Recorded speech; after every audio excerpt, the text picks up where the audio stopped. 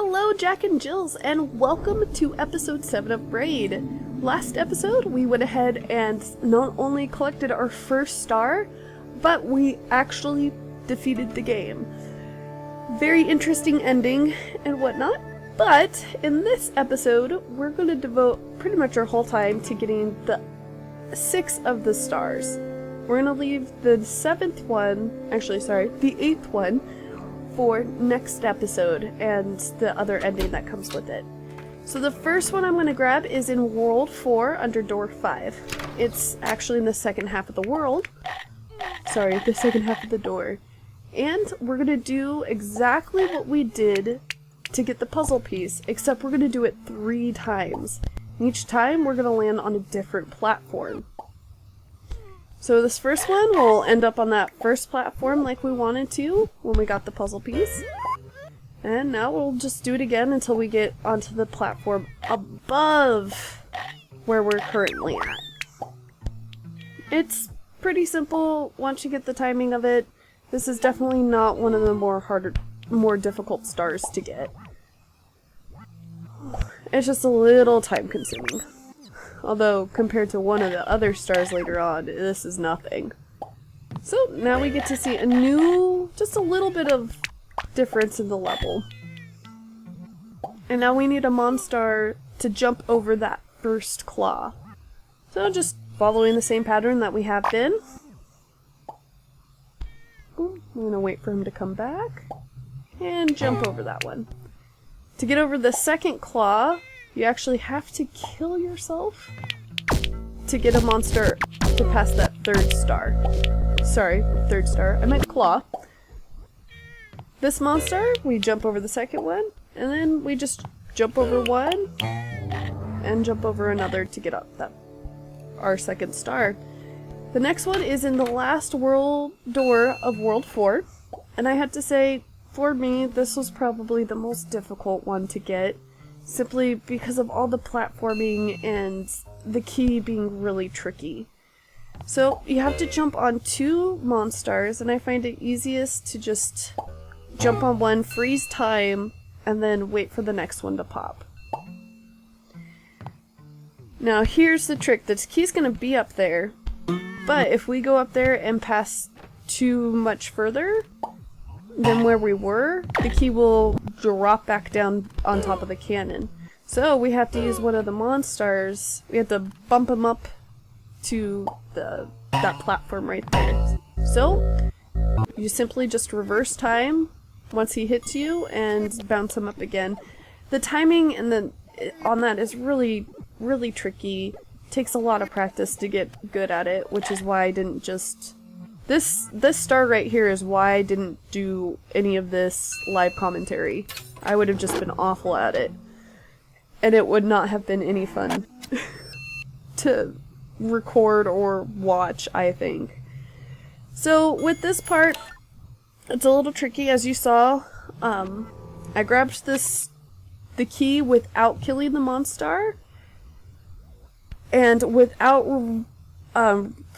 Sorry, I went through the door and then reverse time and without letting go at that button, let the Monstar grab the key again and fast forward time. That's the trick. You can't let go of that reversing time key.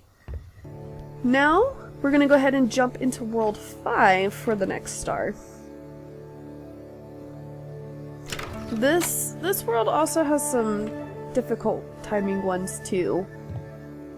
We're gonna jump in World 4. However, this one isn't difficult at all. I don't know why I said that. It looks a lot harder than it is. You're gonna bounce the monster, use your shadows to bounce the monster till he hits that corner right there and turns around. Now we're just gonna get him on top of that platform where that first puzzle was.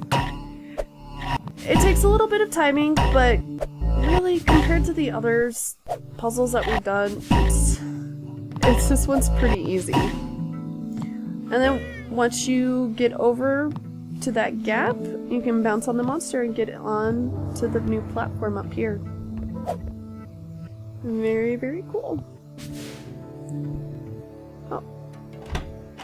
So I lied, World 5 didn't have any hard ones. It's just world 6. We're gonna jump into the 5th door right there. This puzzle has 2 pieces to it. And similar to, again, the puzzles in World 4, we're gonna do what we did to get the puzzle piece. So that just means laying down the key and allowing for the monsters to pass unimpeded by the claws. So I like to place the ring down, and then once I get the first claw doing what I want it to do, move it off screen so that the ring doesn't affect it anymore. And so you can see I'm doing that with the second one. And now I'll move off screen and do it with the third one. I like to get really far away so that it doesn't, the ring really doesn't affect those first 2 claws. Alright, so you need 2 Monstars in order to get up onto the platform, just like you'll need 2 more Monstars to get up on top of the other platform. It's very similar, reminiscent to the World 4 one. So I messed up and I missed my window of opportunity, so I'm just getting 2 more Monstars. Whew. And I almost missed that one too. But thankfully I had rewind time, which helps a lot.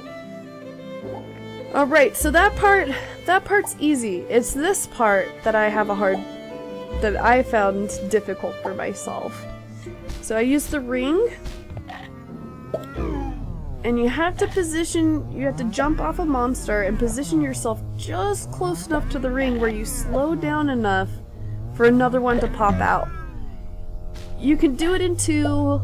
I don't actually even know how you would do it in 3, but I'm sure you can do it within 3 bounces and get where you need to be. And there we go! There's our next star. Onward. The next one is in the second to last door. Earlier, I said in World 4 that second star we got in World 4 is the most difficult. But I actually have to say that this one is tied with it, if not even more difficult. And it's not this part. This part right here is pretty simple. We're just sitting the platform across like we did last time. And then we're actually, instead of using ladder just to get the puzzle piece, we're actually going to ride the ladder all the way up. And doing that, we're going to use our time immunity that platform gives us. And before it wears out, we're gonna reverse time. You'll see in just a second. It makes a lot more sense than just saying it. The switch. Let's get back on that platform. Ta-da! It's a little tricky getting the timing just right because you have to do it before your time immunity wears out. And as you can see, I almost missed the cutoff, but I was able to get there just in time. And look, we have another time immunity platform. That is going to be very important for how I get this next part. You have to keep this mimic alive all the way up the ladder. And I found that running under him when he was jumping to attack you is the best way, and then jumping over him while he's running to get you is the best way to make it up that elevator. Yep, don't kill him. We're gonna use him to get back on the time immunity platform, and then reverse time in order to use that mimic to get the star. Now I thought that I could do it simply by jumping on him like I did the first time, but it wasn't far enough. And I would go back and forth and really try to position the mimic just right, but that really didn't work for me. So the method that I used was I'd place the ring down, lure the mimic, reverse the time when he's getting ready to attack me. Oh. I'll just keep talking. Reverse time, get back on the platform, and without letting go of that button, fast forward time again. Now the trick with this particular star is you have to go, in World 2 obviously, but you have to go through the third door and then go back. Because if you go through the second door and get rid of that locked door at the beginning, you pretty much screw yourself out of getting that star. And that's a lot of time to waste. Don't do it. It sucks. This star takes a total of 2 hours to get. We're gonna use that cloud. It's moving very, very, very, very, very slowly across the screen. We have to wait an hour and a half just for the cloud to get close enough to the door, the locked door. We're gonna use the locked door to jump on top of the cloud. And then it takes another half an hour just to get the star. It is really, really ridiculous. But this is probably the easiest time, this is the easiest star to get, just the most time consuming. Alrighty. As you can see, it's moved across the screen. If you're using a PC like me, this is really obnoxious because you have to leave the PC running, the game running in the foreground, otherwise it pauses. So you can't just Alt-Tab and go do something else for 2 hours. But I managed to get through it, and now that we have 7 out of 8 stars. Pretty nice. And that is it, Jack and Jills, for episode 7. In the next episode, we will be getting the last star, as well as all the special endings, the other special ending, and all the special text. If you like this video, give me a thumbs up. If not, I'll see you next time. Bye!